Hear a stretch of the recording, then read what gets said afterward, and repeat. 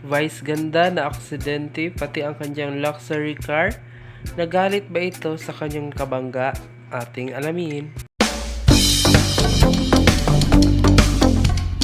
Abot langit ang pasasalamat ng TV host comedian na si Vice Ganda na walang nangyaring masama sa kanya at sa iba pang nasangkot sa karambola ng mga sasakyan nitong nagdaang Sabado ng gabi, August 19.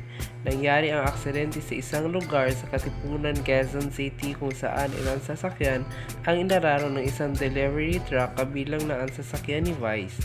Ilang litrato at video ang kumakalat ngayon sa social media kung saan makikita nga si Vice sa lugar sa pinangyayarihan ng aksidente.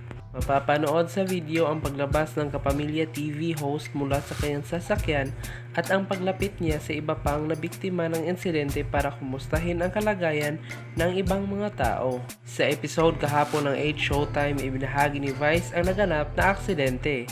Nakaidlip umano ang driver ng delivery truck ng isang delivery service app kaya nawalan ito ng control hanggang sa araruhin na nga ang mga sasakyang nadaanan nito. Pagkatapos magkwento, nakiusap si Vice na tulungan ng naturang delivery service ang iba pang biktima na nanghanap na aksidente maging ang driver na nakabangga sa kanila. Nanawagan po ako kasi na-aksidente ako nung last Saturday. Sana po tulungan niyo po yung driver na nakabangga sa amin.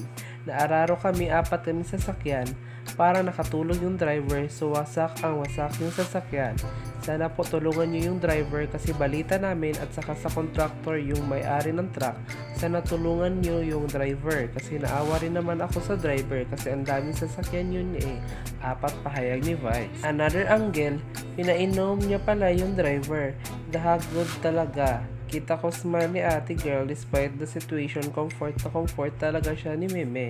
Pag ulit pa ng komedyante, assist nyo rin yung driver. Although sa contractor yun, pero ay assist sana kasi kawawa yung driver. Todo pasalamat naman si Vice sa Diyos sa yung kotse lamang niya ang nawasak sa aksidente.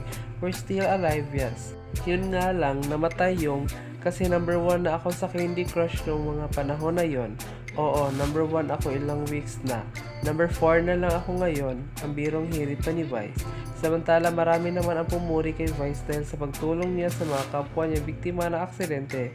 Talagang nilapitan niya ang ilan sa mga ito para kumustahin ang kanilang kondisyon. Base sa video, makikita pa si Vice na nagbigay ng tubig sa isang babaeng sakay ng isa sa mga inararong sasakyan.